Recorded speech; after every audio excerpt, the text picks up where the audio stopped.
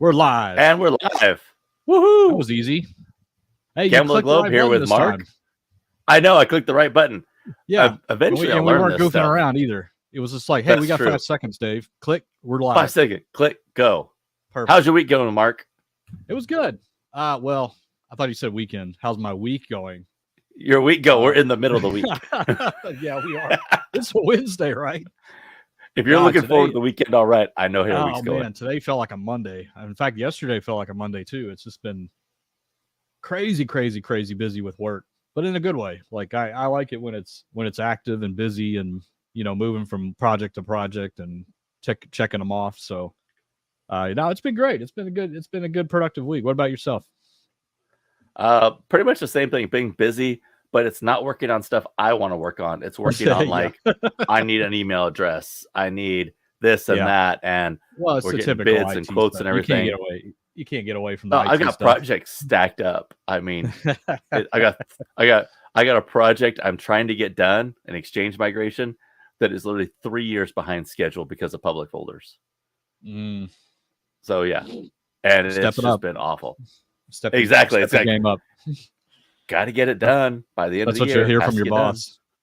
Dave, we need to talk. You're kind of lagging behind on this project, man. What's going on? I feel it's like when they come up with all this other stuff. Yeah.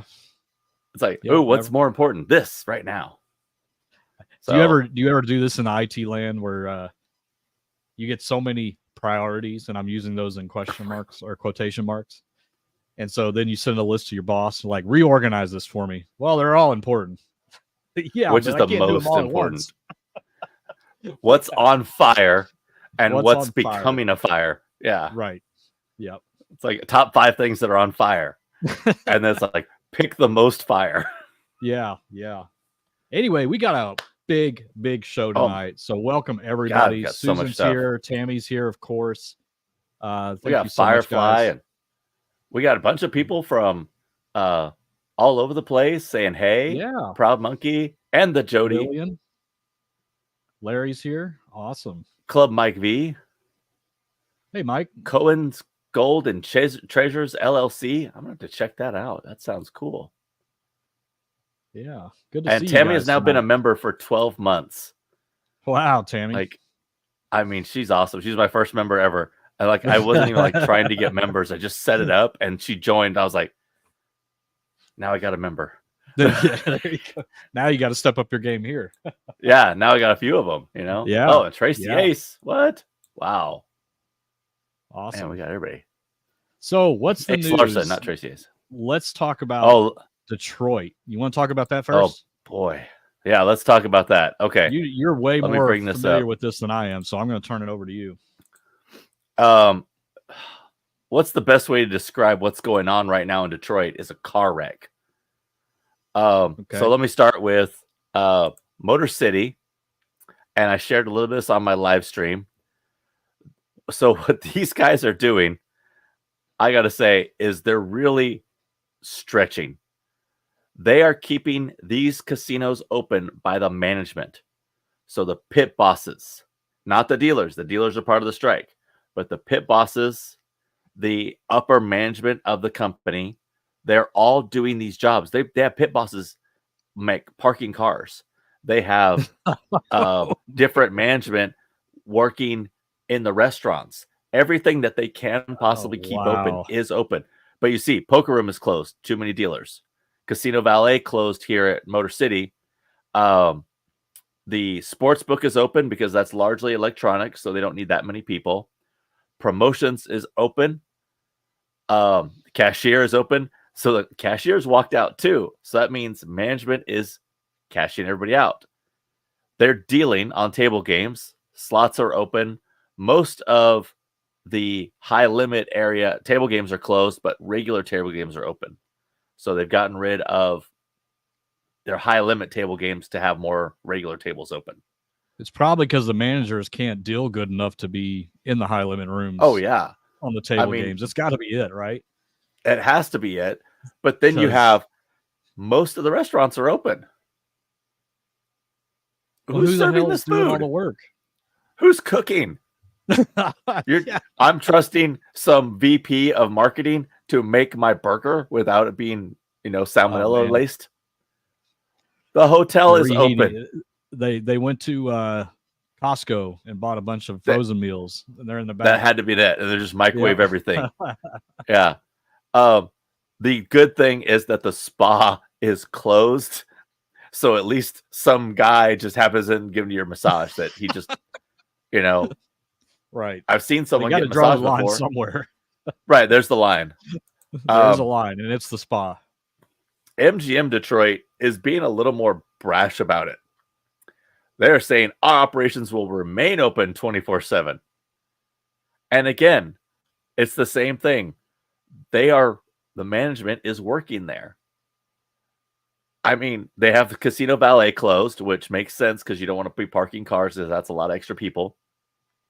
But everything else is, beverage service is self-service there.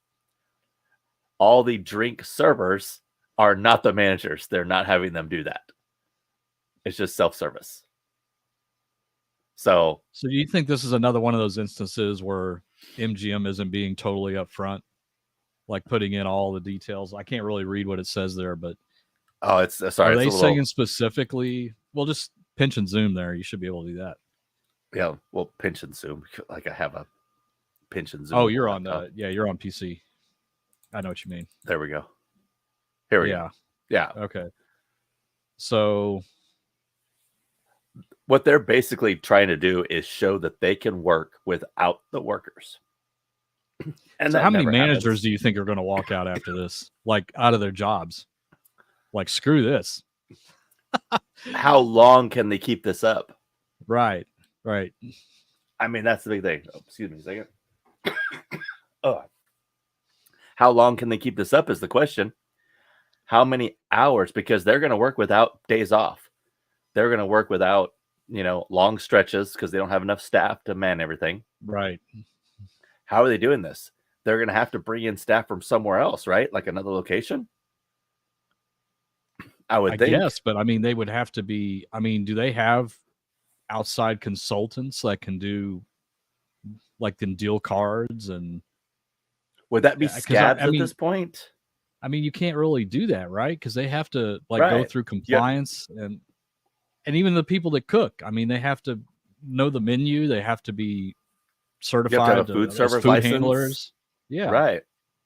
So again, this is like no contingency plan. It's like this is no contingency plan. Yeah. So they're never going to this other slide. They're never going to walk. No. Yeah. So let me bring up this other slide because I have. I like this. This is good. You guys will want to see this. This one. Yeah, this is a really good one. Let me share the different screen here. Stop that one. Present this one. This is a little bit better to see on this one here. While you're doing that, I'll put this comment of Leanne says, I'd be okay with mixing my own drink. Let me behind the bar. Amen to that. Right? Detroit Council. There it is. All right.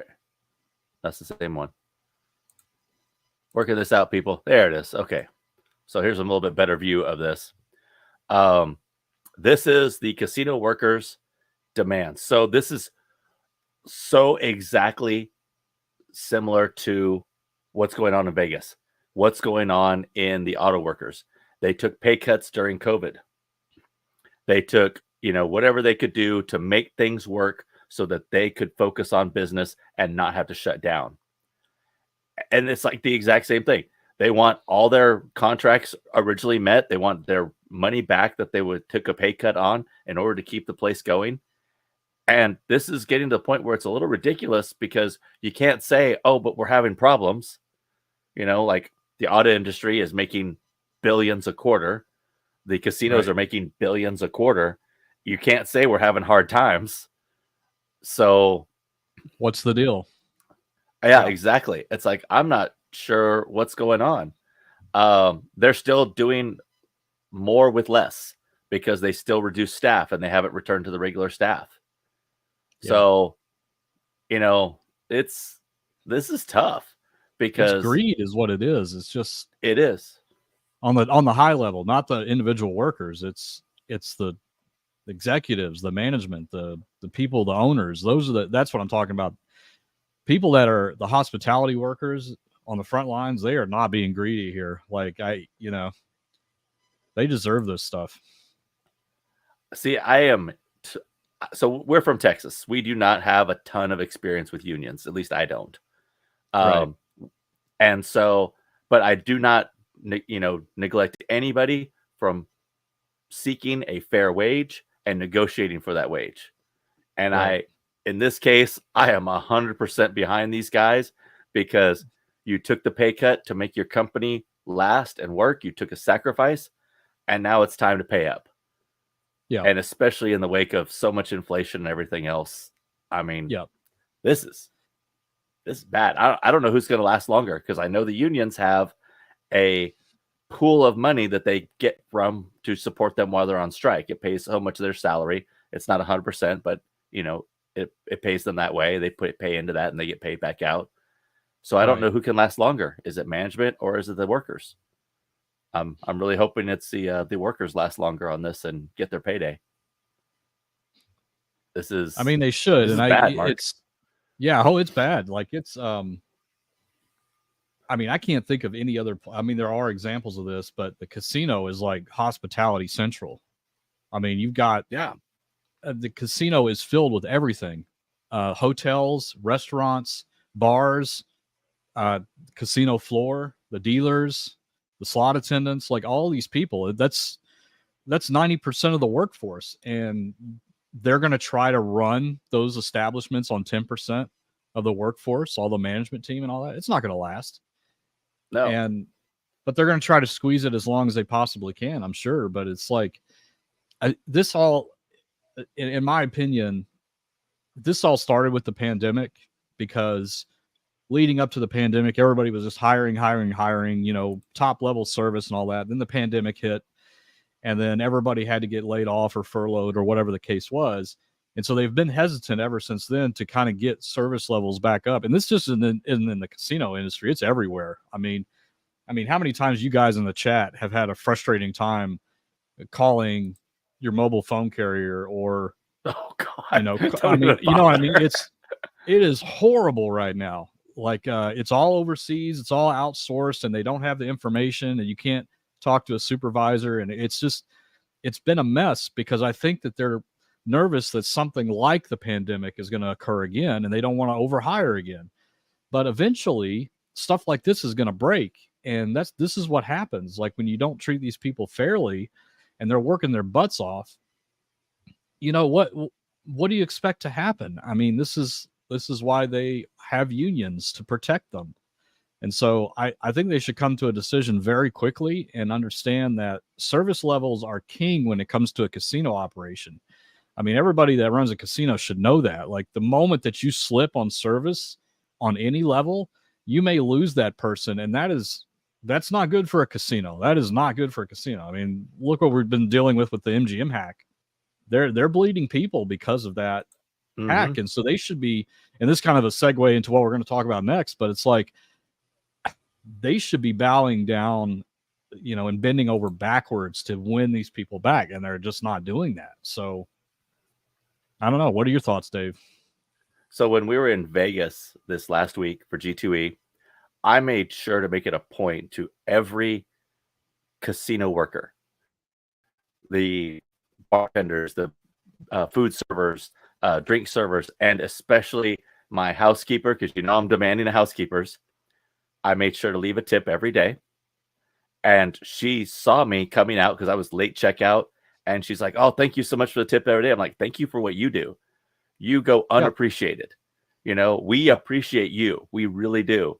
And we support you guys because we want clean rooms. We want good food. We want drinks, all these things that you depend on these people. Because like you said, this is hospitality work. It's not gambling or not gambling. It's hospitality. You go there to gamble, but you want all the other things, and all those workers make up for it. And this is going to be a point if all the casinos, and we're not just talking about MGM, Caesars, Wynn, all of them, if they do this wrong, this is going to keep biting them in the ass really quick. And so next time when contract negotiation goes on, it's going to get worse because they already know how you're going to deal.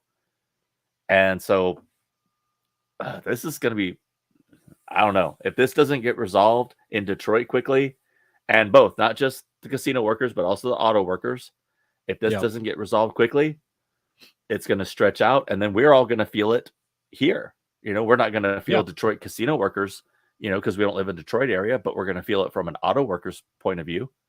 Yep. And it's a domino effect after that too. Exactly. As soon as they hold out for what they demand and they end up getting it, what does that teach all the other unions to do? That they can do the same. And so all these other unions are going to come out of the woodwork and expect the same. And so this is what happens when you don't resolve these things quickly and you drag it out. Like it's going to cause a big interruption in service. And, I think that it's funny. You were just talking about tipping the lady in the hotel room. I can't remember which hotel. I think it was at Four Queens that we were there. And I went into the bathroom in there, and this poor guy, he was super, he was an employee there. He was cleaning up the bathroom, and he was very energetic. Hey, man, you watching the game and all that? I mean, he was very nice, and I gave him a $5 bill, and I'm like, man, thank you so much for what you are doing, cleaning up after us disgusting humans in the bathroom. Like, it's like, I feel sorry for these people that they're not getting paid well, because they're having to deal with a lot of stuff that we take for granted. And it's like, if management needs to step up and really pay them what they're worth, because they're doing the hard work. They really are. And I'm not trying to discount anybody that does other kind of work, but manual labor like that, where you're cleaning up after disgusting human beings, like picking up their trash in their bathroom, pissing all over the floor and the walls. It's like, these are the people that need to be taken care of. So it's really that simple. That's something I also do is I throw a couple of bucks to the bathroom attendant, and also a random couple of bucks to the guy or lady who's picking up around the slots, emptying the ashtrays, getting all that. I'm like, here's a few dollars. And they're like, what for? And I'm like, you're doing a great job. They're not even expecting it. Yeah.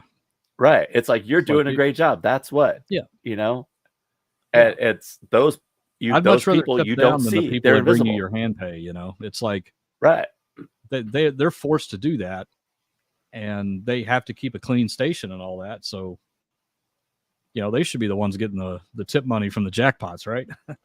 They should. Because that Lola guy on the totem pole who's doing that horrible cleaning job, and we've all seen where someone is just outside of Jean-Georges, someone just lost their lunch. Oh, that's right. As we were leaving, and I'm just like, God, what horrible jobs to have. And we're arguing over whether or not they should get some pay raise. Yes, they absolutely should. Yeah.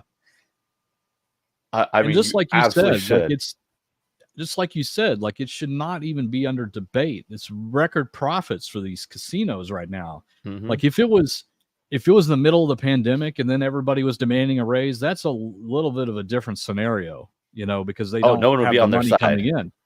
But right now, I mean, it is booming in Vegas and a lot of other casinos in a lot of different areas, and they need to spread the wealth around, and they need to take care of their people, because what happens. It's a slippery slope, and maybe we start getting into this now with MGM, but it's like, I mean, it's as soon as you don't give them what they want, they will leave and go work somewhere else where they are appreciated. And what does that do? It reduces the amount of service that's being held at that facility. Experienced service people too. And and these people that take care of, I mean, I will tell you night and day difference between MGM and Venetian this trip.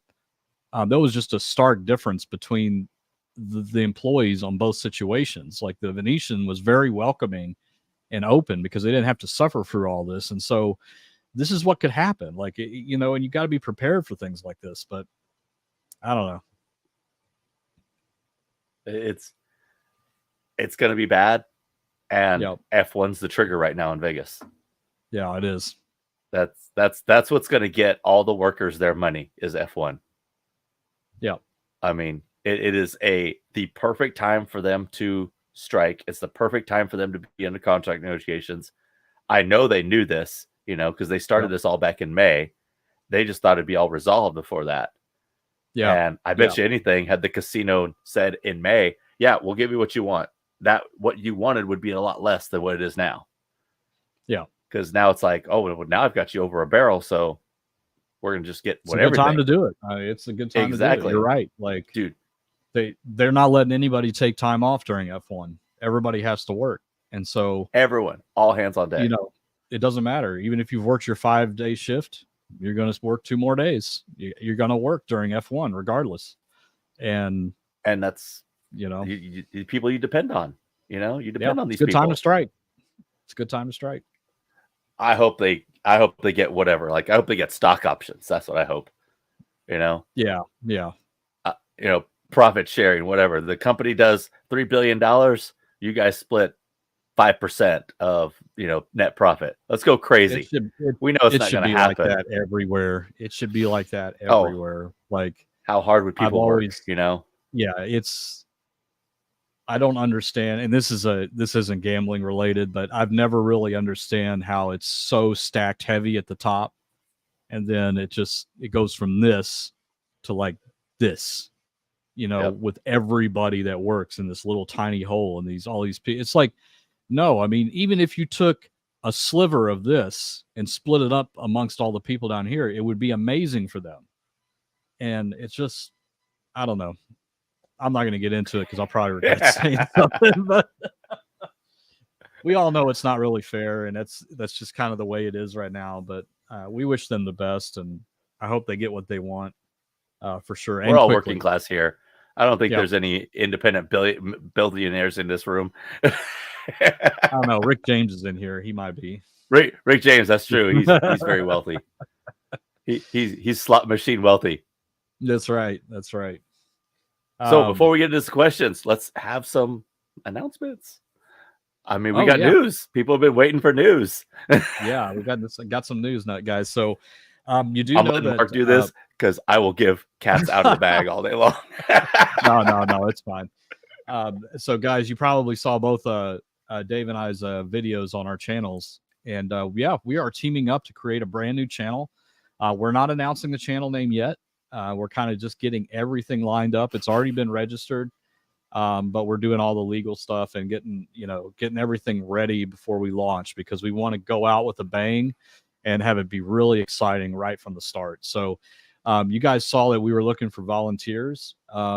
Basically, we want you to be involved with some of the content that we're working on, and we're going to be everybody that has emailed us. Thank you so much. And if you haven't yet, and you want to take part in this new channel and be part of the content, send us an email at gamblesmart@gmail.com.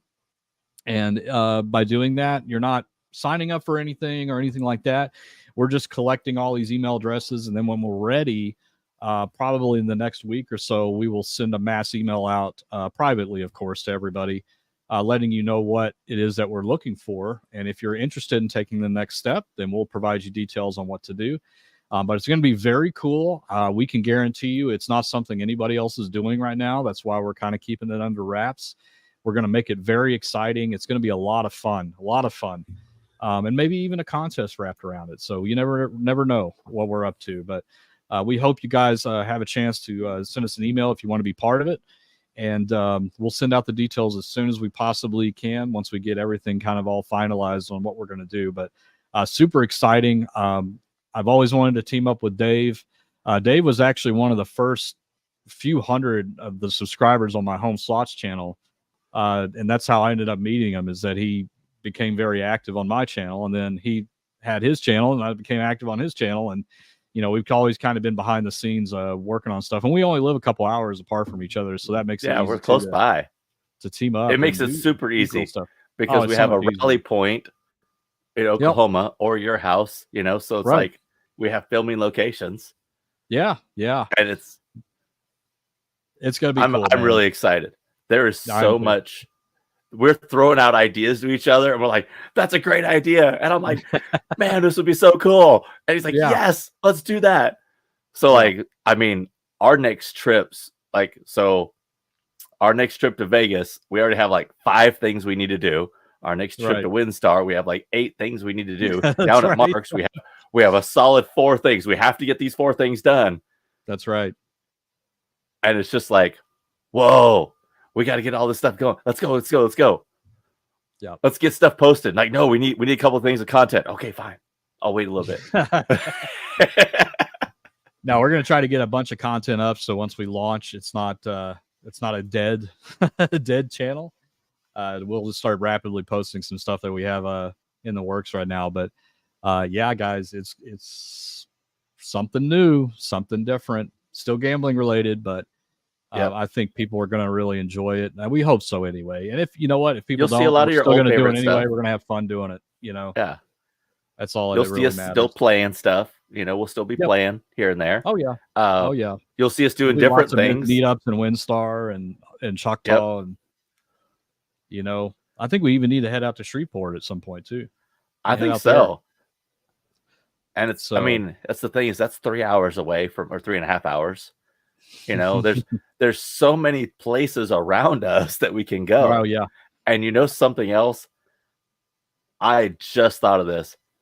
We need to check out Livingston, Texas, because there is a casino there that I say just opened. It was a few years ago because they were a tribal casino, had the whole thing furnished. They got all the machines, all the tables.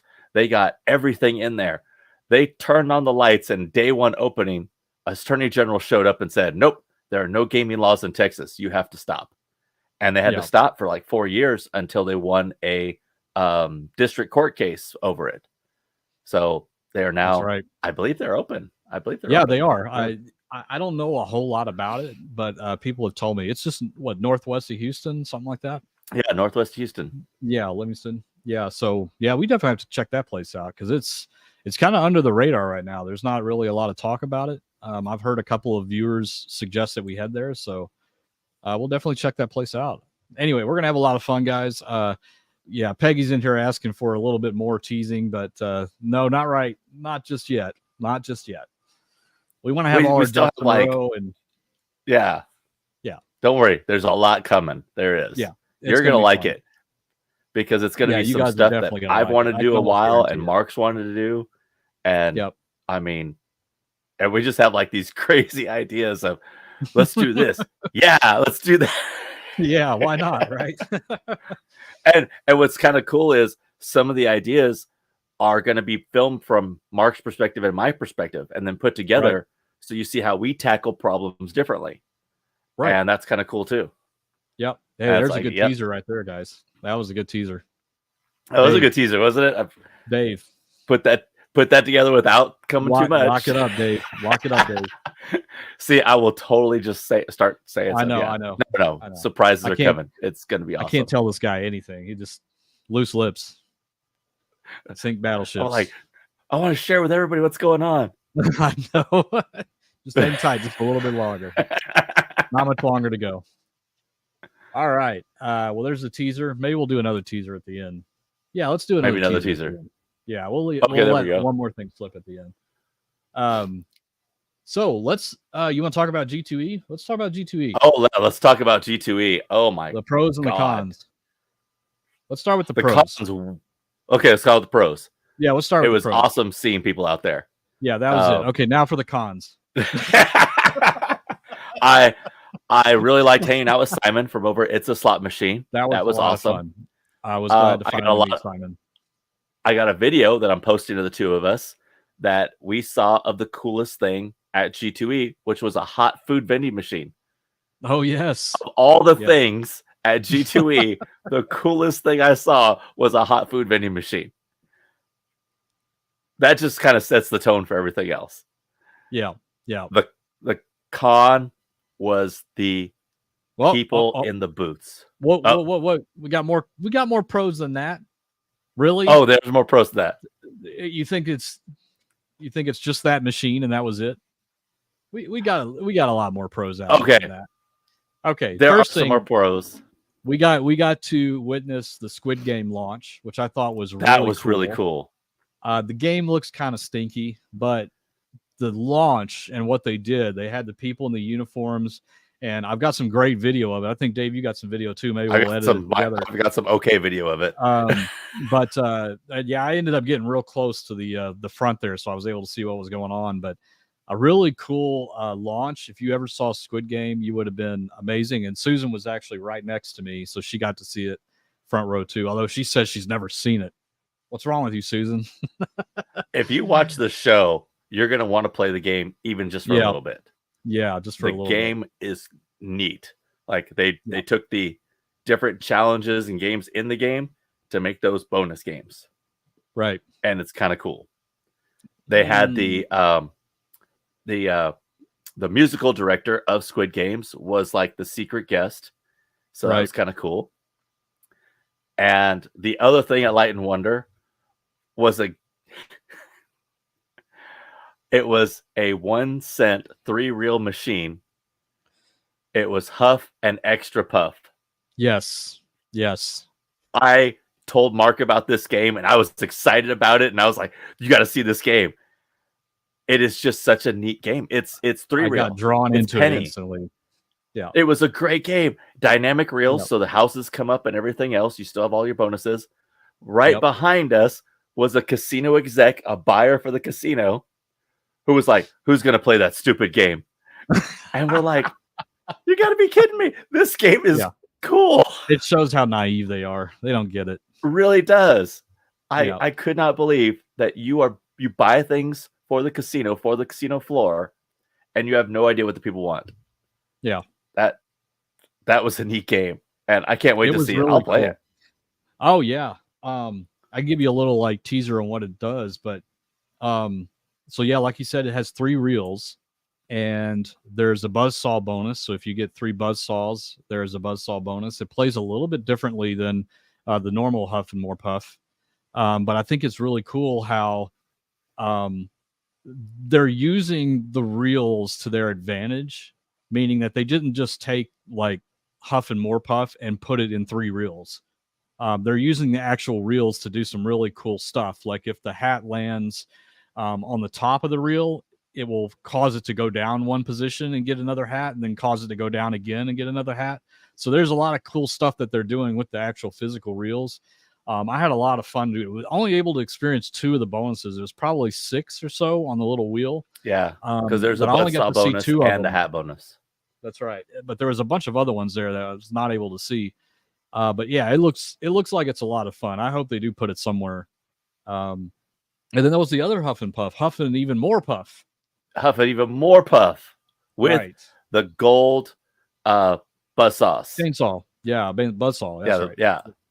I mean, that I liked the fact that they did a little tweaking, gave it a little extra oomph to it, and they're not just they're rehashing it, but they're not just changing it to, Huff and Lightning Link, Huff and Dollar Link, right. They're not doing the, aristocrat thing. They're actually changing the game up using the original theme, just like they did with the Invaders from the Planet Moolah. They've been making small changes to it. And I think that's what keeps the game going and what keeps people, excited about it. Yeah, if you make it too different, then it's too risky. Like it becomes almost a new game, and it's not worth ruining the potential franchise of Huff and Puff by doing that, right? So, Huff and Puff has become a pretty big deal for Light and Wonder. And so the worst thing that they can do is to come out with a new version that's completely different from all the previous ones.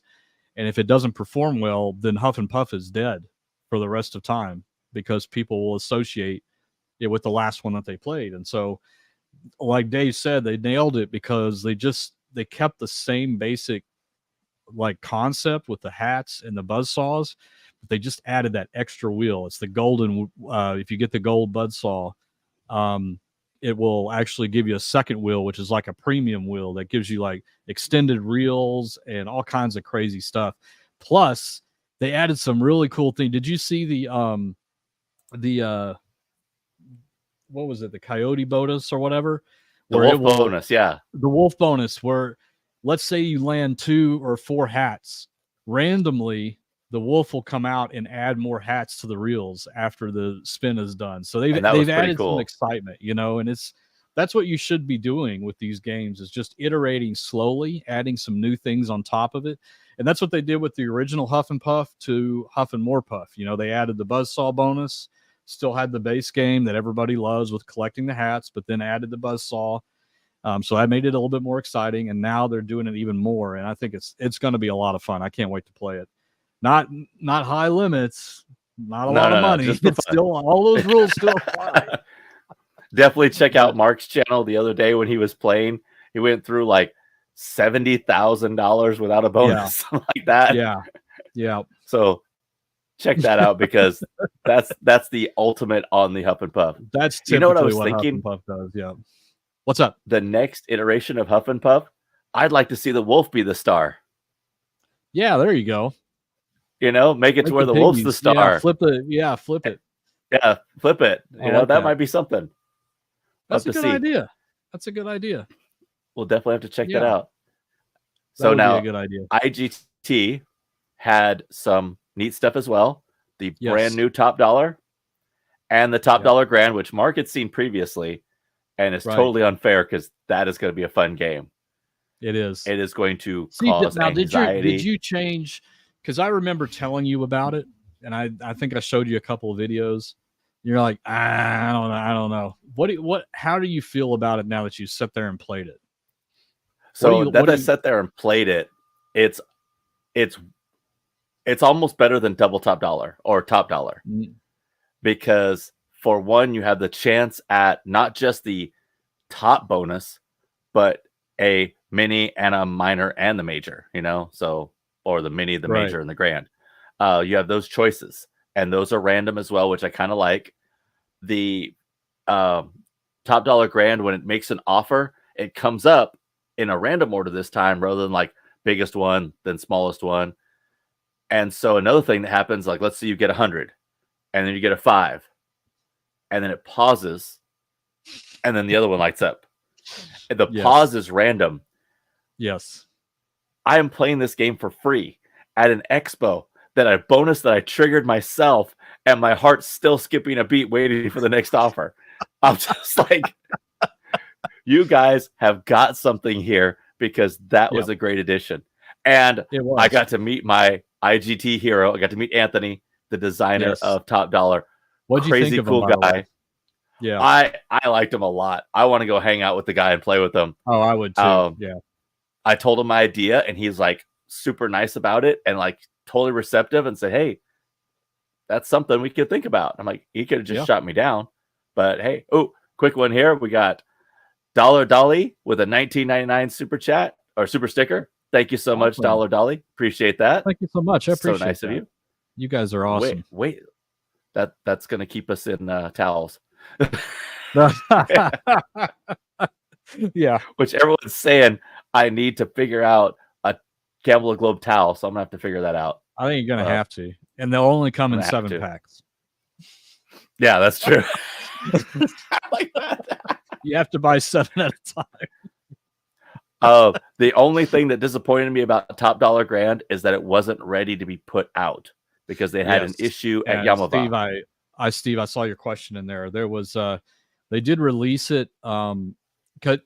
Real quick, what IGT does, in case you guys didn't know this, and this is kind of some secret sauce, but it's okay for you guys to know, is whenever, other vendors probably do the same thing, but IGT told us specifically, once a game gets approved to be on the floor, and as you guys have probably guessed by now, the approval process is pretty lengthy. Not only do they have to get the actual math authenticated by a third-party source, not related to IGT at all. Not only that, but they have to get the game design approved and then compliance and everything. And so once they get all of that stuff done, it's a 3 to 4 month process, sometimes even longer than that if there's any issues that come up. Then they will do what's called a test market, where they will pick one casino or several casinos and launch the game there without any advertisement or knowledge or anything published about the game, because they want to see how people react to it. Do people come up to it because they see it, because it's new, or whatever the case is? But they also put cameras right on it and watch people play it. And the partner casino, we'll send them the footage so they can see people playing the game. And that's a way for them to really try to figure out, is this something that we need to change about this game before we do a mass adoption and put it out everywhere. And so what happened is I can't tell you exactly because it's in confidence, but there was a small issue, not anything that would like cause, casinos to lose money or anything, but there was a small issue, is the edge case.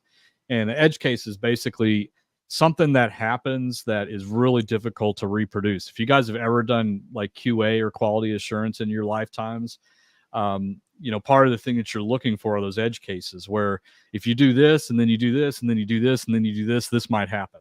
And so it was one of those situations, and they had to pull the game back. Unfortunately, they were going to be everywhere. Top Dollar Graham was going to be everywhere during G2E and all the casinos, but they had to pull it back because of this issue. So they said probably 2 to 3 more months before we start seeing mass adoption, but they are going to be pushing it out everywhere. It's definitely official.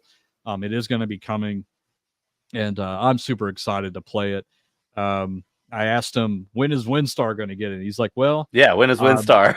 Yeah, he said they've ordered a bunch, but the way WinStar works is that it sits in a warehouse for like a month or 2 months because it has to get tribal approval before any new game is introduced. So that's why WinStar is always a little bit behind in getting new cabinets and new games from vendors, because they have to get tribal approval on top of everything else. So, but yeah, it'll be coming, and we're super excited about it. I'm with Dave. Like, the fact that they kind of went nuts with it, where they didn't make it just like double top dollar and just put a new coat of paint on it. They put some really clever stuff in there. Like Dave said, the offers can go out of order instead of from lowest to highest. And the anticipation of it going slow and then sometimes going fast when it's lighting up. Cool idea. And like I was telling Mark, I like it right now. I don't know if I'm going to like it when I play it. That's going to be a difference.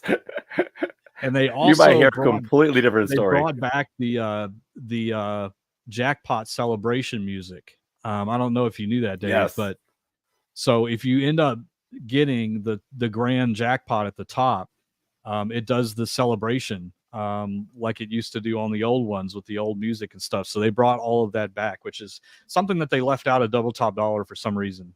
So I'm really excited to see this. It's going to be a lot of fun. I can't wait for it. That's what I really appreciate, is the kind of the homage to the original. Right. We know we're redesigning it. We know it's in a new cabinet. We know it looks fresh and new, but at the same time, it's still the classic game. The gameplay's there. The sounds are there.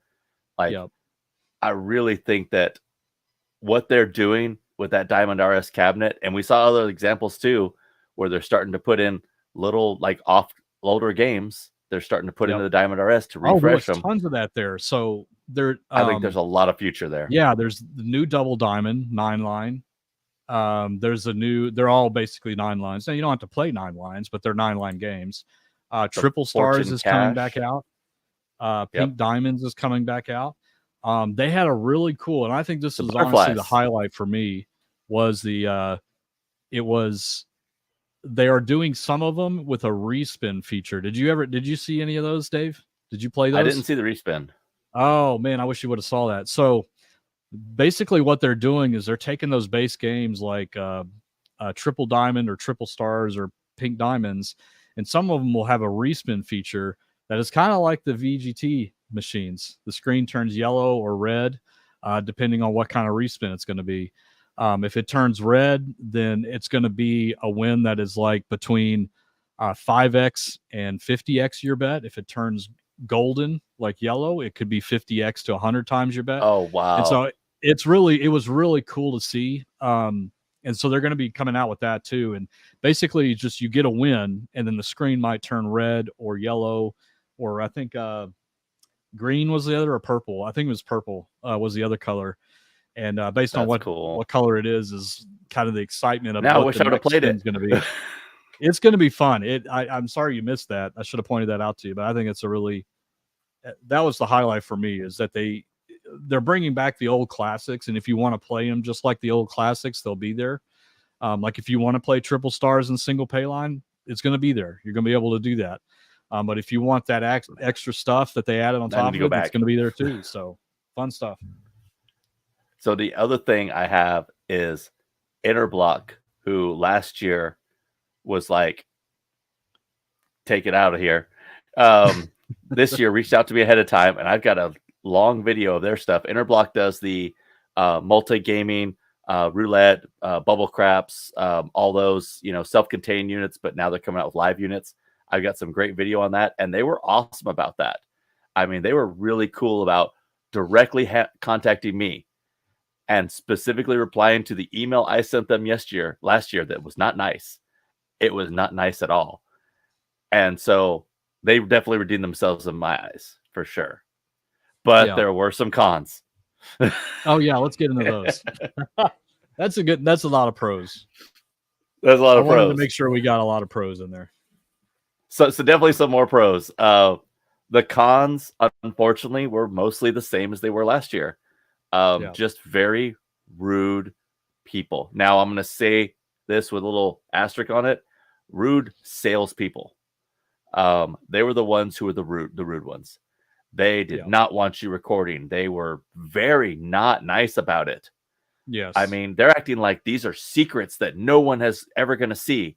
And I'm like, these games are already out. Simon was recording the double top dollar game, which has already been out. And they're acting like it's a trade secret. Yeah. And the same thing goes for Squid Games over at Light and Wonder. We were told before the big event, there's no recording, no pictures. Well, as soon as the event starts, there's 100 cameras out. 100 cameras. Yeah. The same thing happened to Simon again with Huff and Even More Puff. The guy's acting like it's a trade secret. Yeah. Like you can't record. Cop, big attitude. It's ridiculous. I think that's what killed me the most is that, if you do have a policy, great. Number one, the policy was not posted anywhere. Okay. So nowhere. Unless you knew ahead of time, which how could you? You wouldn't know what their policy is. And so, if they had signs everywhere in front of the machines, like you can't record this machine, we would of course honor that and not do it. Right. Yep.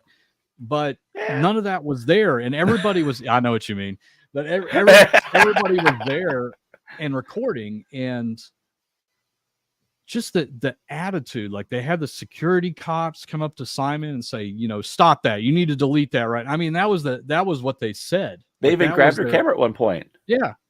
They're like, stop that. You need to delete that right now. Delete it. And they were raising their voice. And I don't know what the deal is. I will say that there was one vendor, which was the exception to the rule here, and that was Ainsworth. They have, for whatever reason, they get that social influencers understand, what it is that, understand the connection with their players, and they see that.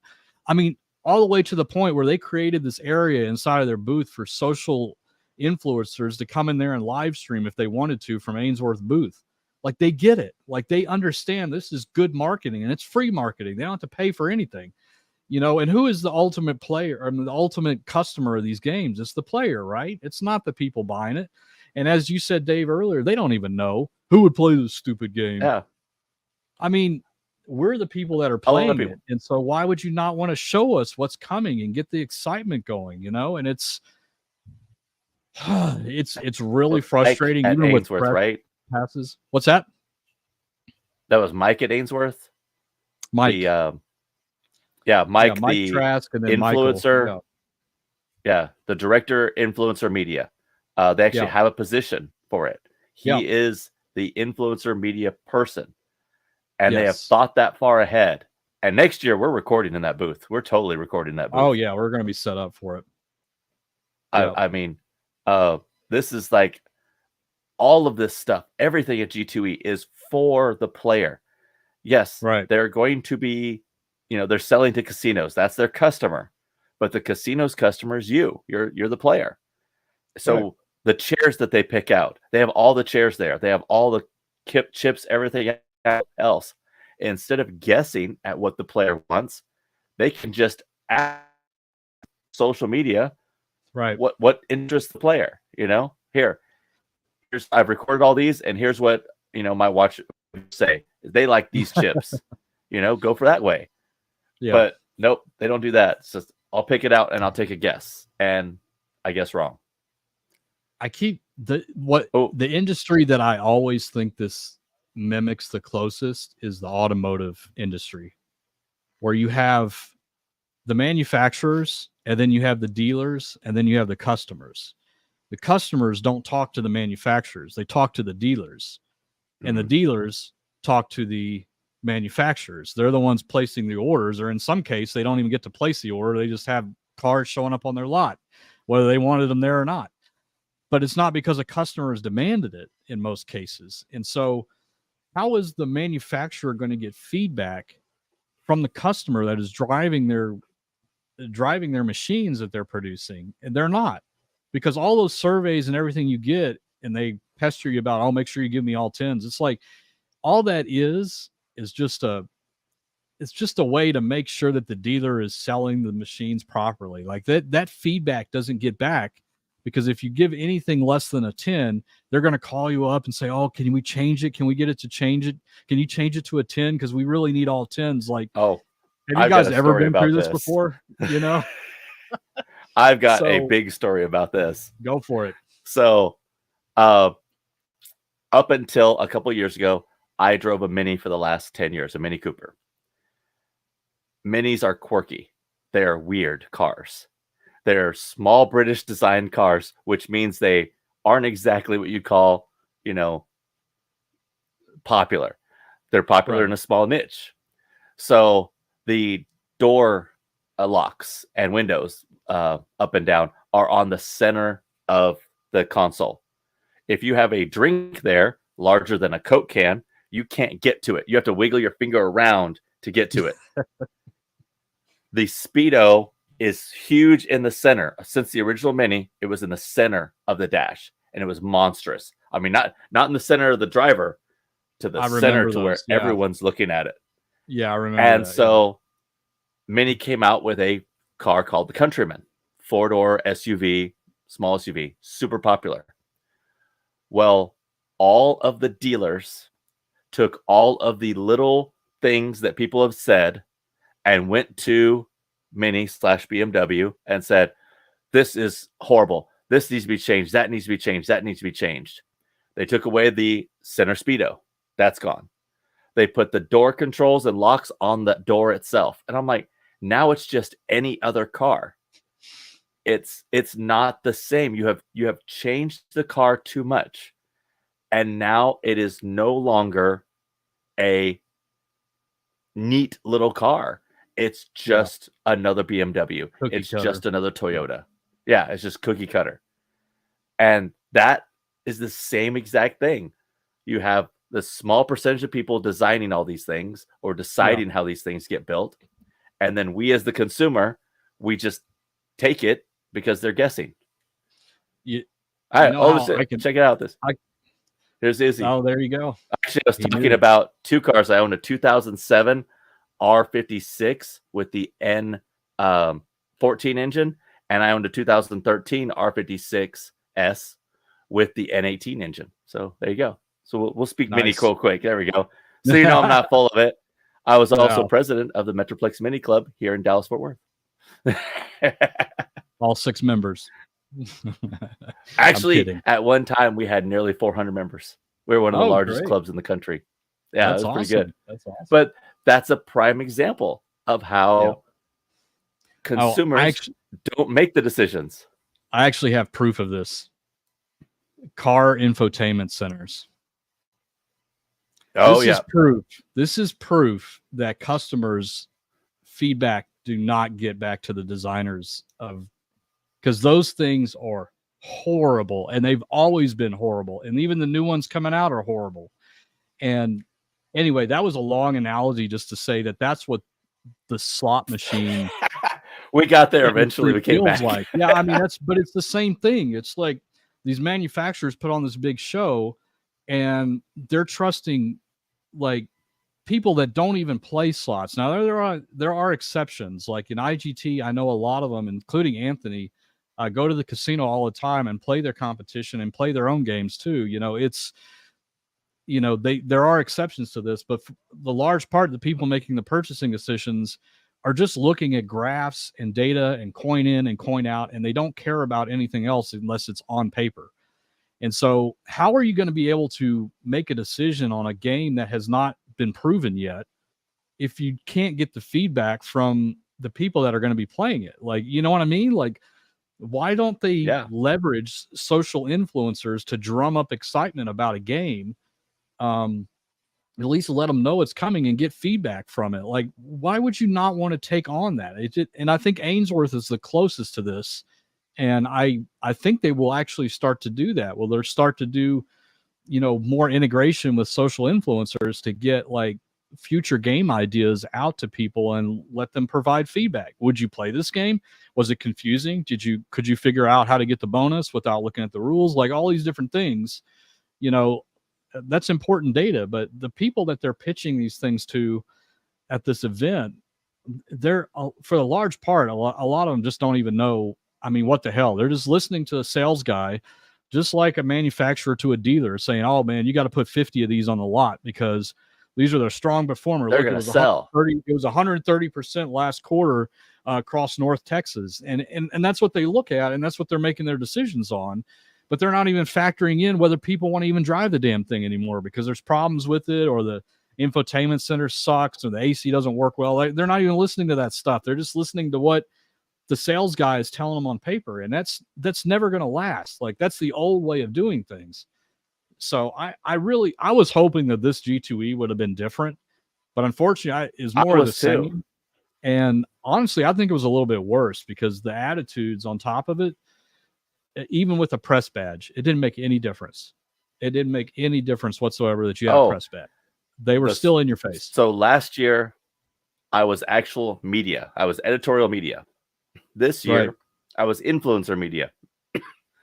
Talk about a step down. Wow. Yeah. The first day I was in the media room, the DraftKings media room. G2E is not paying for this. DraftKings is paying for this. Yeah. DraftKings is an online company, made all its money from online betting. And online media was not allowed in that room. I'm just like, what's wrong with you? What's wrong with this picture? Oh, we're just having editorial media in there. And I'm like, editorial media is the problem because they're only here. They were hired for this specific case. Next week, they're going to be writing about, whatever water purity in whoever, wherever. And then next week, they're going to be writing about something else. They're paid per job. This is what we do full time. And so we know not only the people, but we know the machines, we know the games, all that kind of stuff. And they are just hired guns for the day.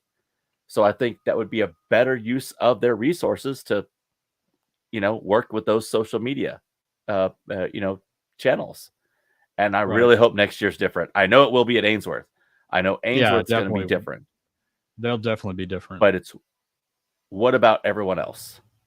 Yeah. So, and you know what? It's going to be something they'll have to learn. They'll have to learn the hard way before they change. They're going to see Ainsworth making waves.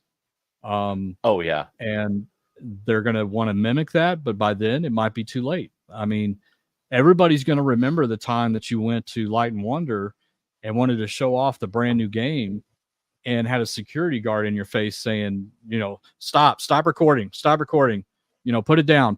I need you to delete that. I need to see you delete it.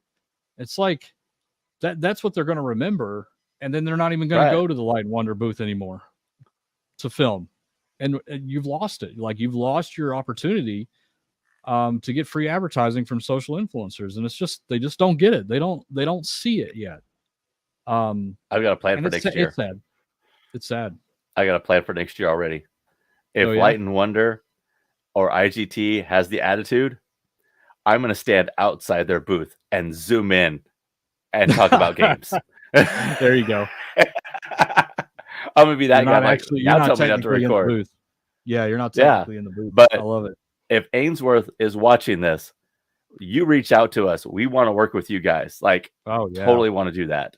Because, I mean, Mark's way more of an Ainsworth person than I am. I like their games. They're good.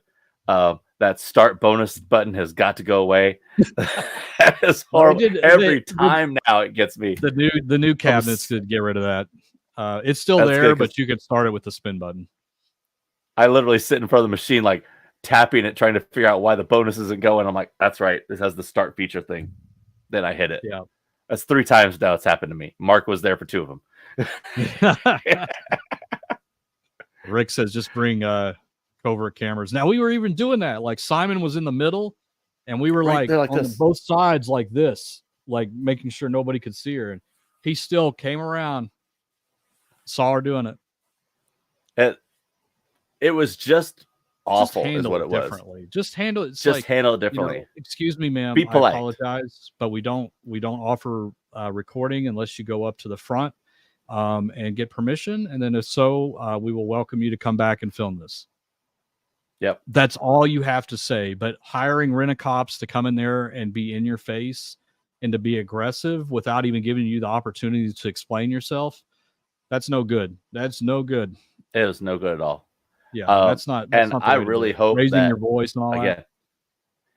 Next year we're there again, which I'm totally coming back next year. It's not going to keep me away because I feel like we can be part of the change, and we can change them before they break us. That's the kind of way. That's the kind of person I am. Let's try to change it before and see who breaks first, because they're going to break first. Yeah, but yeah, I agree. I'm very interested to see what Lanesworth is going to do, and to see if we can get IGT and Light and Wonder to change, because on a whole, we visited a bunch of other booths and nobody had a problem with recording. We found these cool chairs, which I had Mark sit in. As soon as you can ask Susan this, you ask Simon this, we found these chairs. The buttons for the machines are on the chair. So you're leaning back in this chair like this. It's like a lazy and your boy. Buttons are right here. It's a lazy boy. Yeah. You don't have to do, you just spin. And they had an auto spin feature, like right out of one of the mobile games is an auto spin feature. So you could take a nap while you gambled. Probably not the best idea, but it was pretty neat. That's what it's coming to, Dave. But those were a European slot manufacturer, and apparently that's a thing with them, is those super comfy chairs. Yep. So I kind of want to go to Europe now and sit in these comfy chairs and enjoy. This had a very short run. I remember seeing them at Mandalay Bay, where they had the things attached to the side of the machine that you could put in your hand and press the spin button. Yes. Yeah. You remember that? I do remember that. I always thought it was like, is this like Jeopardy or something like that? Or like you get the game controller? Yeah. That's why you could sit back. Now, the problem with those was they kept breaking. Yeah. They kept breaking because they were they weren't made very well, for one. And it was almost like the gas station pump where someone walked away with one and it just ripped right off. So that was probably a bad idea. That was probably a bad experiment. The gas pumps are going to do it on the slot machine too. So, right, exactly. But all right, you want to get to some questions? At least they took a chance. I guess we get to some questions. That's right. Yeah. Sorry we waited so long, guys. All right, first of all, Tammy, a 12-month member. I really appreciate you, Tammy. I really do. Thank you, Tammy. All my members, I appreciate. I've got to start doing stuff for you guys. Mark's going to help me now. He's going to make me remember. I will. We'll be good. We'll be good. Yeah. And then a quick one from Robin here. The Platinum Diamond membership that costs $1 million a month. So, Robin, the reason I did that was because you had to like make members. And I was like, okay, I don't want different levels of members. Like, if you want to be a member, that's great. But I don't want like, oh, I made this member or that member. However, if you wanted to be a member for $1 million a month, I'm not going to say no. And I only need one. That is pretty funny. I only need that one member. Right? Woo, I got $1 million member. Are you the kind of guy that when iPhone first came out that you bought the I Am Rich app? You remember that? It was just no, I did not buy the iPhone until iPhone 4. I think 4 was my first one. I resisted so hard. I resisted. I actually went and bought the Motorola, whatever that was, last version of the Windows Phone. That's how bad I resisted.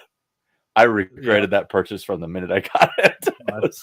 It wasn't good as a phone. It was horrible. Do you guys remember the I Am Rich app? Oh, yes. I wonder if anybody in here remembers that. It was basically I'm sure someone does. I think it was $10,000 or $100,000 to buy the app. And all it did is when you pressed it, it just showed a diamond, and that's it. And apparently 7 people bought it. Didn't it make a sound as well? There was something about it. Some kind of sound like later, but yeah. A diamond. I don't know, like a diamond sound. So Rick James, do like the cruise ships do with the Robo Bar. Best guaranteed repeat tasting drinks on a cruise and not feel mandated tip. All right, Rick, I've got one for you. At Planet Hollywood, the Miracle Mile shops, there's a Robo Bar. I want you to get a drink from there and tell me what you think of it, because that drink was horrible. I don't know what was wrong with the formula, but I don't know if they confused vodka and gin, but that drink was so bad. I drank it because, you paid for it, but it was really bad. So I don't know, but there is Robo Bars. The Robo bartenders are at MGM they're at Aria, and they're starting to move at more places throughout MGM, and they are at Caesars now as well. So you're going to see more and more Robo bartenders in the back than in the front. Didn't you say they made a terrible drink though? Remember, I get white Ukrainians, so it's really hard to screw up because it's milk, Kahlua, and vodka. I mean, as long as you put in some kind of ratio, unless you put too much milk in there or something. Yeah, right. Even then, you're still, still going to get drunk. It's just also healthy for you. Oh man. Strike stuff. What is the deadline for the Vegas to strike? That is November 5th is their deadline. If they do not have a deal on November 5th, they are walking out. So that's Mark, jump in there and grab some. I'm just grabbing them. All right. Let's see. Sorry, I got distracted. I got a text in here. Let's see. Leanne says, I'm going to call it. I think F1 in Vegas is going to be a total blank show. I asked every driver that we had last week in Vegas if they were going to be working, and only one of them, maybe 15, said yes. It's funny. I was going to be meeting Dave over for dinner, and I got downstairs and the taxi line was like super long. And so they had one of those private cars for rent, and I was like, screw it. I think it was like $85 anywhere on the strip. And I'm like, okay, whatever. So I took it, and we started talking about F1 and all that kind of stuff. And he said that everybody's being called in. There's no way to not work. Like, you would get fired if you didn't work that day. And he said that the surge pricing during F1 for the private cars is $1,200 a ride. Oh my God. Yeah. Oh my God. And I'm like, well, you'll be in traffic the whole time. He said, exactly. That's like, you might as well just walk. And they'll get that price. Oh, they will. Yeah. They will. Yeah, it's going to be, I still think it's nuts that they're doing it, but whatever. I mean, there are billions and billions and billions of dollars have been handed off to a 30-minute race. That's then they have to tear it all down, and it's like, and nothing's I'm not into done. that world, so I don't know. I mean, nothing is done. I like watching F1 on TV, but nothing's done in Vegas. There's still construction going on everywhere. The construction for the grandstands in front of Bellagio is still going on. All the light strips are up, but one lane of traffic is shut down. All the pit area for F1 is not done. They're still pouring concrete when I was there. They still had the siding up, like that hardy board up for, they're going to put the next layer over it. Nothing's done. I have no clue how they're going to get done with this, or if they're going to get done. This is it. I got to agree. It is going to be a shit show. See, I said it. Oh, hopefully no one's that time. Hopefully no one walked in right then. What did we say? We needed to get a money bank just for the money jar. Oh, So we're also doing this on the new channel. This is gonna be the new channel. We just hit 100. All right, we hit 100 viewers. Woohoo! Mark and I were debating, like, there's been so much going on. How many are we gonna get? We got 100. We got the 100. Thank you guys very much. And on the new channel, we're having a swear jar, and Jody's gonna be in on this. She doesn't know it, but she just found out. So when we swear, we're gonna put $1 in the swear jar, and we're gonna figure out what to do with the money. Maybe like $100 spin a Wheel of Fortune or something like that. I don't know. Man, that's a lot of cussing. Well, that'll probably get us through the first week. I don't know. maybe $5 for yeah. I don't know if I can afford $5. Don't cuss as much. Oh, that's easier said than done. Oh, too funny. Funny. From Dollar Dolly, what city do you live in? I live in Fort Worth, Texas. And I'm in Temple, so I'm about 2 hours south of him. So we're not too far So away. if you're wondering where we're from, we are in Texas. I'm North Texas, he's Central Texas. So I think someone also did ask, you guys sound like me. Where are you from? Yeah. It's like, give it away. That's why. We're definitely not in the Northeast, that's for sure. We're not in the Northeast, yeah. No. But I do know what yens are. I know the term yens. Gets? Yens is the Pennsylvania y'all. Oh, yens. Yes. Yeah. Yens want to go to the store. Yeah. Or Ewans. The other one. Ewans. Yeah. Yeah. That's an easy All right, you one. go to the next one. Astros. So I've got to go Rangers, but I'm not a big baseball fan. I'm a football fan. But the reason I have to go Rangers is because I know one of the Rangers catcher. So like friend of a friend is the Rangers catcher. So okay. I'll let you have that one. I had to go with that. That's the only thing. Just because I like going to baseball games. I like eating hot dogs at a baseball game. But I just cannot get into baseball. We need to shorten that down to 5 innings, shorten the season down to 3 months. I'm a more fast pace. But we'll jump over to Alan's question. Neither. Neither for me. Yeah. Yeah. Honestly, as long as Jerry Jones alive, I won't be a Cowboys fan. Believe it or not, a lot of people in Texas don't like the Cowboys or the Texans. It's a weird thing. I like players on both teams, but I don't like Jerry Jones. I like college football. Yeah, it seems more pure to me than NFL, but I digress. All right, let's get back to some other. This is a good question. There we go. Richard said, question for you both. Did your trip change your mind about MGM rewards, or are you still considering going over to Caesars rewards? God, this is so difficult. I got to say that I was upset. Again, lack of communication. Here's another example. The first is they got rid of the midweek free play, which has been around for a long time. They didn't announce it. They just got rid of it. A lot. Yeah, it hurts a lot. Like I usually kind of almost rely on that as part of my daily budget, because it's handy, and that's why I usually go during the week. Why not, right? Go during the week and get the extra money.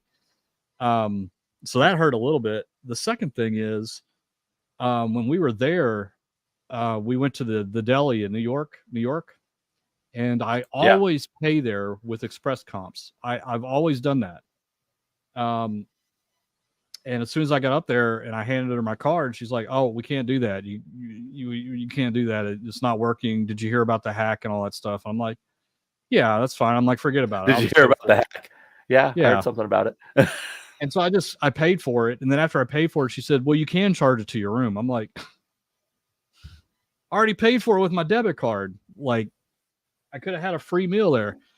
So, right. Like I don't know what it is, but they just did not want to communicate this. Like that, in my personal opinion, when you check in, they should give you something.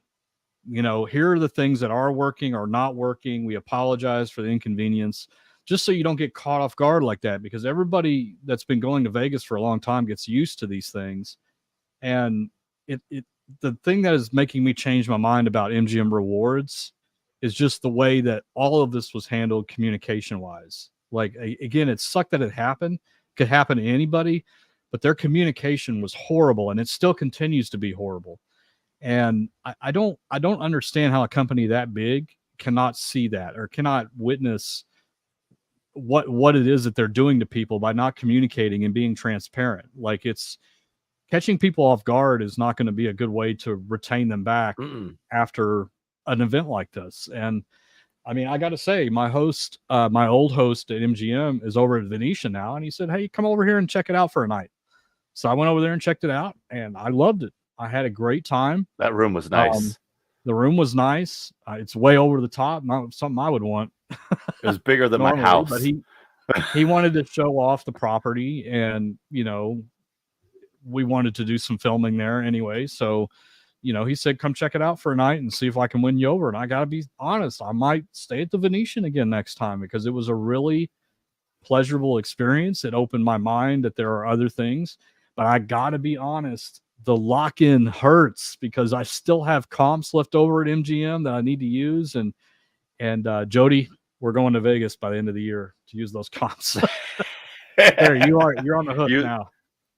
Use them while they're there. Use them while they're there. I don't want them to expire. So, you know, but again, I was not happy with the things that they're changing. And then we were looking at the holiday gift shop. If you guys have ever looked at that before, where you can turn in, it's like it's not tier credits, but it's other things that accrue throughout the year as you gamble. And then for a select week at the end of the year, you get to go in and cash those in with either buying things or getting like free play or being part of a slot tournament or something like that. And they've always done free play. Yeah. You have to be on property. Yeah. You can't cash it in remotely. But they've always had free play as part of it. So I used to always go and convert my, you know, what little points I had over to free play. It's extra on top of whatever you're getting. And I thought that was cool. But so far up to now, and they've already released the gift catalog, the free play conversion's not in there yet. And that has me nervous that they may be getting rid of that too, again, without notifying anybody. And it's not a way to handle the situation. It's not a good way to handle the situation. So that's my soapbox. Anyway, that was a question for both of us. So Dave, now it's your turn. So I used to be a Caesars player. I was a big Caesars player for a long time, like from 21 through almost like 37. So, I mean, that was a long number of years. And that's when I moved over to MGM because they were rewarding me better. So now I would definitely say I'm not super brand loyal to MGM because I'm starting to see how Caesars started moving away and started not treating me as good, and MGM's doing the same thing. So they had this whole thing of certain people got communications saying, we have a great offer for you. Please come back. You know, we want to make it up for you, blah, blah, blah, because of the hack and everything else. They didn't do anything different. It's the exact same offer. I can go book for myself today as it was the day they sent me the email or the day before. So I'm like, you have lost the whole point of customer service. You've lost the whole point of a loyalty program.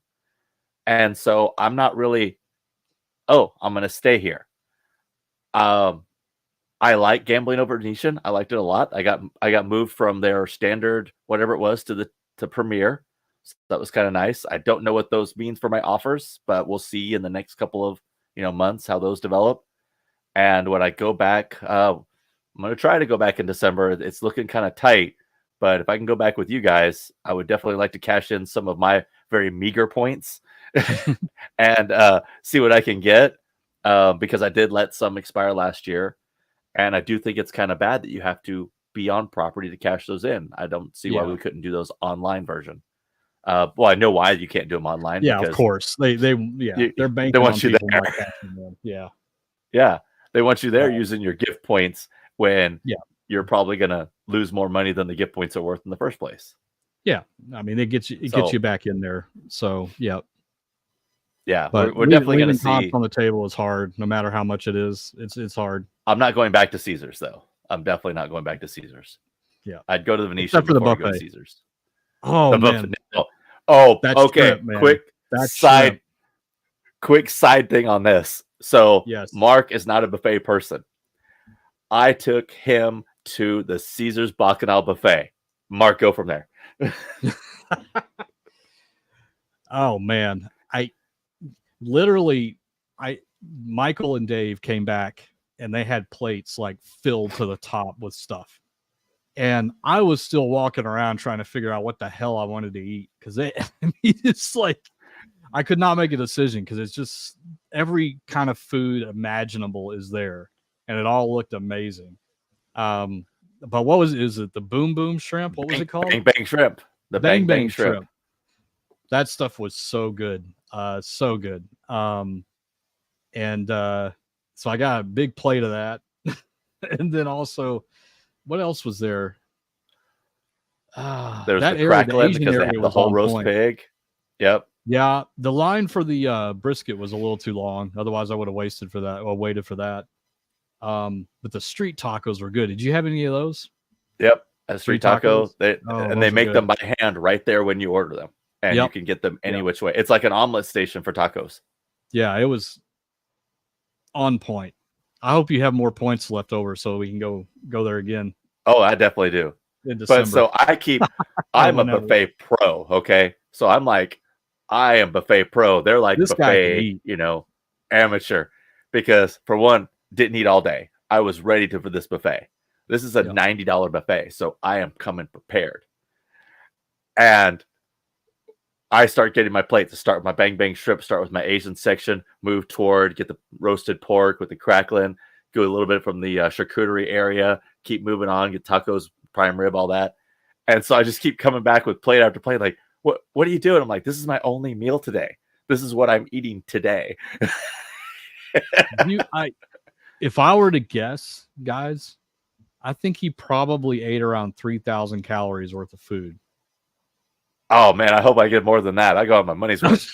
I came back with dessert, and they're like, "Wait, you just had dessert?" I'm like, "No." He had 3 creme brulees, and oh yeah, no, that was your pre-dessert. So he had pre-dessert before the real dessert, and he finished that up, and I'm like, "Oh, you guys ready to go?" He's like, "No, I gotta go get dessert."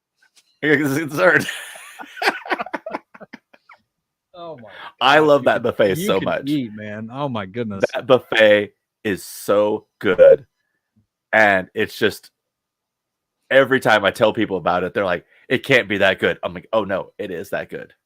It is that good.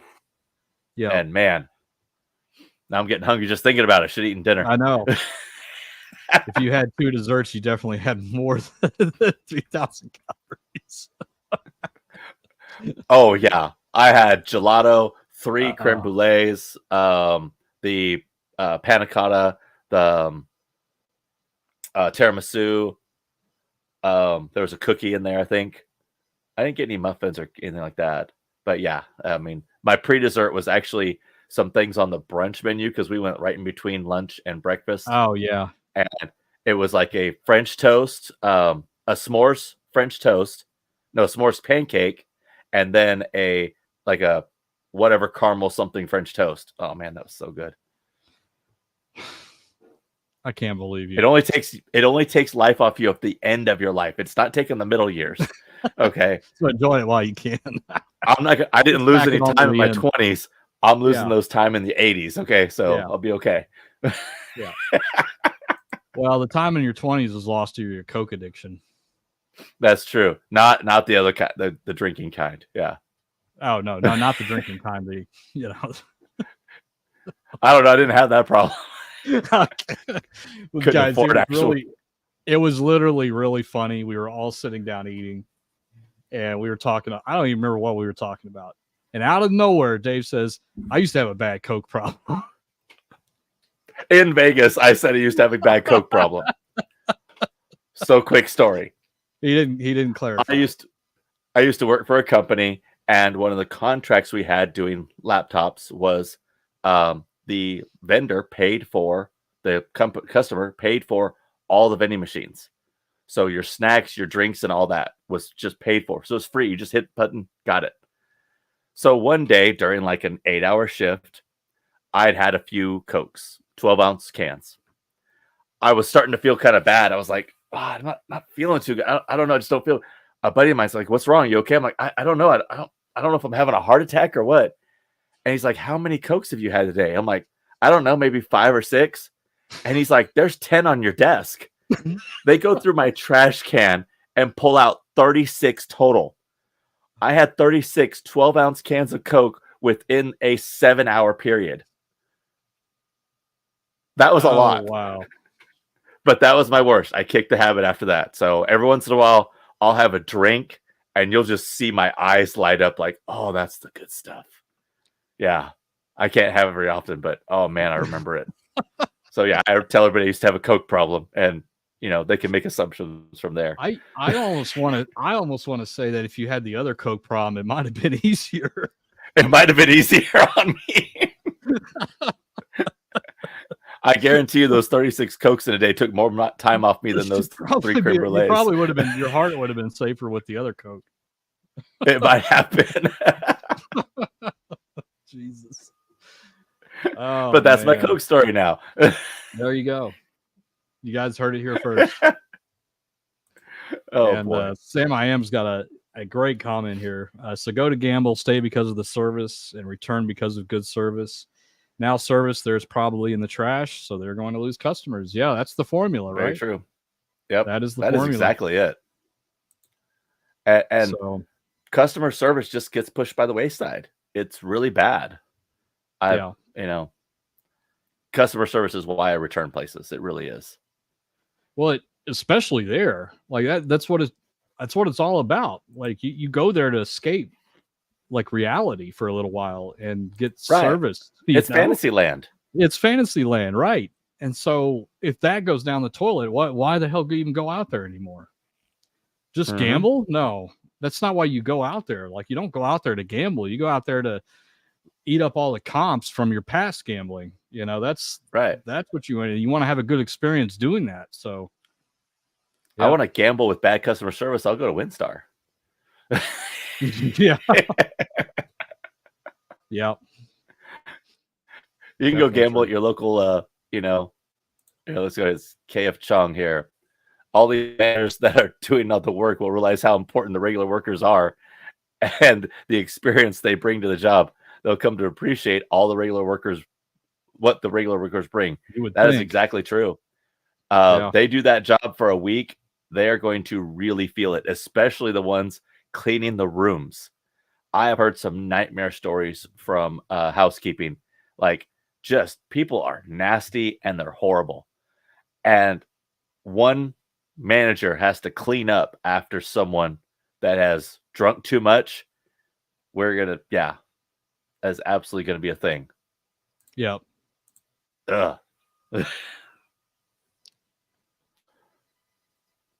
This is also that was disgusting. Tazzy and Joe's. So we were leaving. Oh man! I think it was the hostess cleaning it up. Ugh. The more you talk, the more I wonder how far you are from me. Sounds like you're closer to me than Mark. Depending on where you are. Fort Worth. Yeah. If you're anywhere around North Texas, we all sound the same over here. Let's see what else we got. Jody says she'll win any swear jar competition. I believe that. I don't know. Definitely believe that. We'll see. Those are fighting words, Jody. I figure if I keep pushing your buttons, eventually you're going to lose it, and there'll be more cuss words coming out of your mouth on that one session than your entire life combined. And that's what I'll be shooting for. I want Jody to pay for our $100 Wheel of Fortune spin. That's what I want. That'll be the goal. We'll just get her on a topic like something. Teachers don't deserve more pay, and then that jar will fill up really fast. Yeah. Which no, teachers do deserve more pay, but in order to get that jar to fill up, I think she's already activated. Thanks a lot. You can hear her from there. I just want to hear those quarters be dropping in right now. Yeah. From Stephen Lowe, at my local Walmart, they have a lottery scratch ticket vending machine made by IGT. That's correct. They do have them here as well. They do make those. They're more and more starting to be around, and there is a problem with them though, because no one's monitoring them. Children can go up and play. Yeah. So those machines may or may not be sticking around long term. We'll have to see it on that one, especially here in Texas. That's already been a contention. It was the same thing with cigarette machines.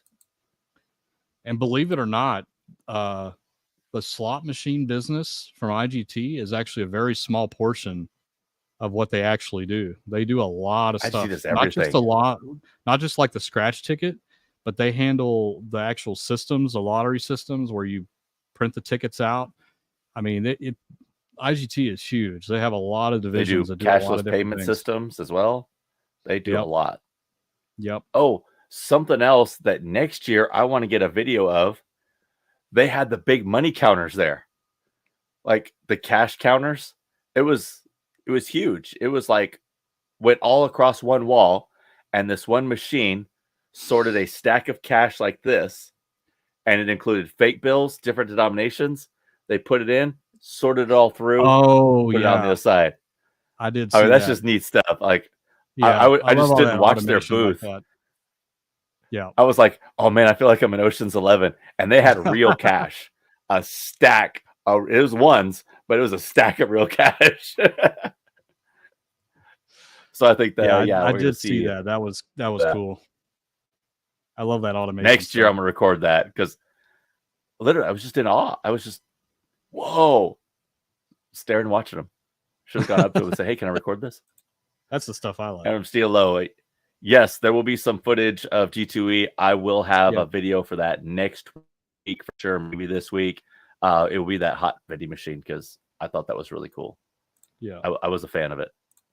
And I have the Squid Game. Like we'll do the Squid Game too.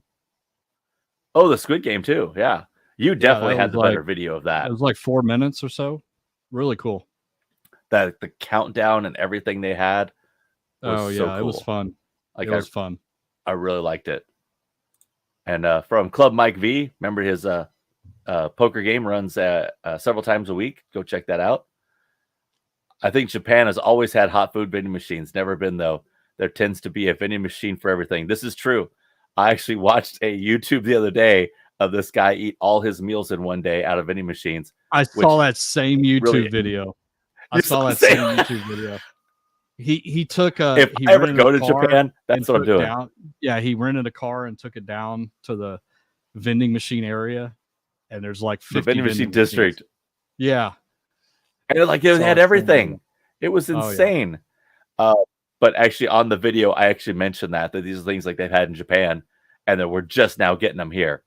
So I am really interested to see in this. He said they're in universities and airports. Hospitals, they're trying to expand to casinos and everything else, which I can see as being popular. I can anyway, because 30 seconds gets you hot food versus waiting in a line. So you can definitely see how that would, especially for poker players, for anybody who, the action you're missing while you're away. I could see that. It makes a lot of sense. Oh, we have an invite from Baseman 323. Come down to Livingston. We have fun there. Nice place. All right. Okay. We'll definitely check that out. Good to know. It's not. It's got to be all class 2 though, there, right? Oh, that's a good question. Okay, you take the next couple, Mark. I'm going to check this out real quick. Okay. Yeah, go look that up. I'm peaked here. Steve says, any video of the Rent-A-Cops yelling? Yeah, we actually do have a little video. I'm not sure we'll post it or not, but we do have it. Simon's got that video. Yeah. Simon was the one getting yelled at.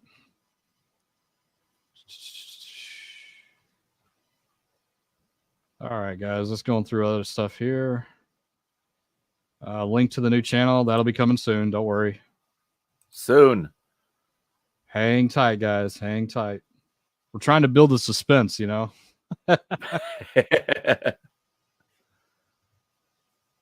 And Proud Monkey says, a few social influencers would say anything is great if they were getting paid. Just check the MGM buffet reviews. Yeah, but so is advertising. It's the same thing as advertisements. Like they'll say whatever they want.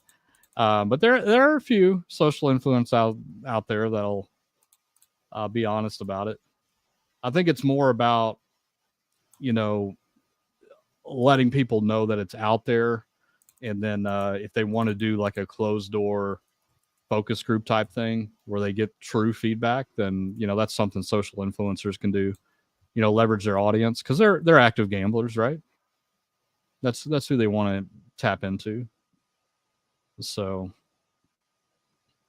and Lil Joe says, sorry to back to the channel topic, but just wondered, is it named yet? It is named. It does have a name. If you're clever, you might find it. There's your other clue. There's your other clue for tonight. Yes, it does say Class 2. So they are Class 2 facility. Yes. Well, we will hit up some VGT machines any day. Now, this was older. They don't bother me. So it may not be current, but Class 2 as of this item in 2018. Oh, okay. That was a while back. They could have applied it was a while for Class 3. Yeah. It's probably sure Class 2, though, because I think, what is it, Lucky Eagle? What is the one that's down? In Eagle Pass. No, Kickapoo. Yeah. Is it Kickapoo? Oh, Kickapoo's in Eagle Pass. Yeah.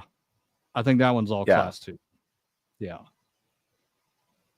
And maybe Boss Man knows that. You get back to us and tell if it's at Class 2 or Class 3. When you walk really, in, I don't care. I'll hear a bunch of bells going off. Yeah. That's the clue there. I mean, WinStar's definitely and Mark definitely changed my mind about Class 2. I definitely like Class 2 a lot. It is fun. It is definitely fun. I'm a fan. Now I am, I should say. Beforehand, not so much. We've had some pretty good wins on them, I gotta say. We've had some great wins and some great fun. And Little Joe. Twice. Freaking Little Joe. Yeah. Twice there. What was that? Go ahead. I was going to say twice there. I've hit the 7 double. I can't remember. Oh, that's right. I've ever hit that, that often anywhere else. I'm like, I've hit it occasionally, but that's about it. And to have a game that does give her a lot of suspense because you're looking at the bingo game and that depicts whether you can win or not. And I'm trying to guess what patterns are going to show up. Isn't there something we have a lot of fun just on that. I know. I don't know what it is about it, but it's like pressing the button and then seeing a full card, and then you're like, "Oh, please, please, please connect." Yes, connect, this is going to be great. It's going to be red, and it's going to keep spinning and spinning and spinning, and it's like there's just something about that just makes it way more exciting to play, in my opinion. I definitely think the fun aspect of Class 2 gets lost in the bells because everyone complains about the bells. Oh, yeah. But I don't think they're fully enjoying it of just I don't even hear them enjoying anymore. the game. I can't even hear them. I always try to hear them to count. Like, I wanted to count how many because every bell goes off, it's $10. Yeah, so it's like I'm listening to the one next to me. Man. Like, oh, that's pretty good. They're doing good. 10, 20, 30, 40. Yeah. Yeah. And Robin's calling me out on my store. I'm working on it. It's going to be a little Zen Cart store, t-shirts and stuff like that. Towels. Working on it. It's someone else said towels too, and I might actually do some very limited edition towels. You have to do towels. I'm probably going to have to do towels. Gamble the Globe towels. I got to go ask my friend Nancy to see if she can get towels. If I can screen towels fairly minimum cheap, order I'll do it. 7. 7 towel. It's a pack of 7 I call only. it the Dave Gamble the Globe Preparedness Pack. I'll have a white towel with white G2E on there. Yeah.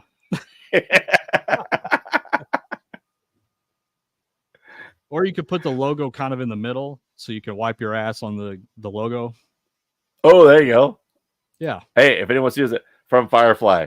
So real question about G2E. How many times did Gamble the Globe call down for towels? I didn't have to call down a single time. My housekeeper, Sylvia, was amazing. First day, I wrote a little note saying, can I get some extra towels? She not only kept me in extra towels, but also made sure that the little bottles of water that she noticed I was drinking like crazy, I had like 6 of them at all times. I mean, I would have extra water, and water in Vegas is so huge. You need to be drinking water all the time. And I was just downing it. I mean, and that was so great of her. That's why I kept tipping every day. It's like, that was awesome. And then Jode's, of course, Hitchhiker's Guide to the Galaxy with the towel. Don't forget your towel. Always have your towel. Resistance is useless. Oh, there we go. Okay. All right, Jody. Are you a big Hitchhiker's Guide to the Galaxy? Did you ever watch the BBC version? That was a good version. Yeah. If you watch the BBC version, you're a huge fan because it was both terrible and awesome at the same time. I didn't even. It wasn't like the movie at all. I think we're gonna have to find that, dude. It was. Ass is not a cuss word. It's a donkey. Ass is not a cuss word. You said ass swear jar. No, that's not a cuss word. No. My grandmother used to say ass, and she said it's in the Bible. Yeah. So it's like, yeah, I guess that sin. It's not a sin. Yeah. Oh man. Okay, what we got here? A couple more questions. Yeah. Oh, there's one for you. Where? There you go. Leanne says, Mark, hubby wants me to tell you that he played the old Lord of the Rings machine like he used to have. He was grumpy about the low bonuses at the Cosmo. Yeah. I forgot they still had one there. That's right. You can barely you can barely see the reels because they're all faded. Yeah, they're definitely, you pretty much have to get the Frodo bonus to get anything good on that one, in my opinion. Still a fun game though. I'm glad they still have it around. It is a fun game. That it's back there. Yeah. Mark was playing the newer Lord of the Rings game right at Four Queens. Yeah. 50x Balrog bonus. Yeah. Zero. And not only that, this was like a crusher, guys. So if you've ever played like the Lord of the Rings ones, you know that you get like the 30 times multiplier. And then what usually happens, right? You get zero because things don't connect. Right? So I get 50 times and then it starts spinning the reels, right? The first reel was a wild. The second reel was a 2x. And then the third reel was off. It was so close to 100 times whatever that it was going to be amazing. Lined up. It was going to be epic. And it didn't happen. I told him it's because I was next to him. And also at Four Queens, we got the Lucky Strike, Silver Strike game. Gives out the coins. These are really cool. They're $10 coins. They have $40 coins as well. This is the $10 one. Oh, okay. Yeah. They have 10 and 40. I bought from you. Of course, they want you to keep it because they're making money on it. But this is a neat little keepsake for $10. You can't find a souvenir in Vegas for $10. And those hit pretty frequently too. So they do. It was hitting very frequently. I think if you play a 20 in that, you'll get at least one coin out of it. I played 100, and I got 120 in coins back. Yeah. So I played it to zero because I was getting the coins. That's the whole point of me playing. Right. And did you get a full set? I think there's like 6 different versions. I didn't get a full set. The one I kept was the mermaid one. Back of them may not be child safe, so you know. We may not want to give those to kids. There's definitely undress going on in the various coins. So in case you happen to go there. I don't know where I put you better not lost it. I worked hard. I didn't. I saw it the other day. I love the gold one, the $40 one. That one's sweet. The $40 one, yeah. Yeah, I don't know. It's a neat little thing. I mean, and there was a bunch of those machines. It was not just like 1 or 2. There was easily 10 in that place. Yeah. And I liked Four Queens a lot. They had a lot of great selection. I liked all of downtown. There's just so much going on all the time. And Susan loved downtown. We almost lost Susan. I think she was out there till like 3 a.m. or something. I was like, Susan, I'm going back to you on a split cab back. And she's like, no, I'm good. Oh, okay. And by then I already left. It was like 9 o'clock or so. I'm like, guys, I'm out of here. No, we're good. I'm saying this. Yeah, I'm saying this now for next year. I am definitely going to be getting to bed early next year. I did not go to bed earlier than 2 a.m. every single night. I tried to tell you, you always make fun of me. You guys better be ready to go. We're going to be walking here and here and here. I'm like, you're going to get tired. No, I get tired. I get tired at 2 a.m. Okay. I go nonstop until I can't go anymore, which is when I get back home. Yeah. And that was stupid. Thursday definitely didn't come soon enough. That's for sure. It was a rough Thursday. I was already starting to get sick. Vegas just affects me so bad with the smoke and everything else. So next time I'm going to get to bed early. I really almost mean it. Like almost $1 in the swear jar kind of mean it. You're going to have to find it for the next live stream. I'm going to have to go back and get another one, I guess. Oh, darn. We have to go back. Yeah. It's here somewhere. That's too bad. I think that's pretty good for now. It's pretty good for tonight. We can wrap it all up. Thanks for joining, guys. You still had a lot of fun. You said you had one more teaser. No, that was it. The teaser was if you've been listening, you would know what the channel name is. So go over there and be one of the first subscribers. But we're not going to tell you what it is. And it's hard to find because I tried searching earlier. And if you just search for the name, you got to dig because it's not just right there. Yeah, you got to dig. Yep. Actually, let me see if anybody's found it yet. I can look. You can look and see. I'm sure someone's found it. Let's see what we got. Anyone found it? My money's on Proud Monkey finding it first. Probably. Let's see. Yep. See, challenge accepted. Yeah, I knew it. It's like that. He's already Googling. No one find it? Oh, come on. Someone had to have found it. Oh, wait. Now I can't find it. I'm the one that created it. He created the channel. I hope one of us can find it. Well, look at that. Jody is putting up a prize to the first subscriber. Isn't that nice of her? Oh, really? Whose wallet is that coming out of? That's coming out of Jody's swear jar money. Oh, yeah. Well, there won't be any in there, so you're not going to win anything. Oh, here it is. You just have to go to the management interface. Oh, somebody already put up a video. How did they do that? No. Who put up a video? Nobody. Oh, okay. Did. Nobody did. 0 subscribers. Nobody has found. 0 subscribers. Nobody has found it yet. No one's found it. So it's still open. Still open. Right there. Jody likes jewelry. That's Jody's. Well, vice. I know she likes jewelry. She likes ours is gambling. Hers is jewelry. Show us the sparklies. Yes, I gamble and I win money, and then she puts her hand out. I'm gonna try that. With who? Not me. With you. I'm like, no. Maybe it'll work. I say, listen, WinStar, if you're out there watching, please, for the love of God, put a Best Buy inside of WinStar. Or even one of those Best Buy little kiosks, you know? Yeah. Those would be awesome. What's with all the jewelry shops, man? Put some stuff in there that I would look for. Oh, and a quick one from Low Roll in Detroit to Vegas.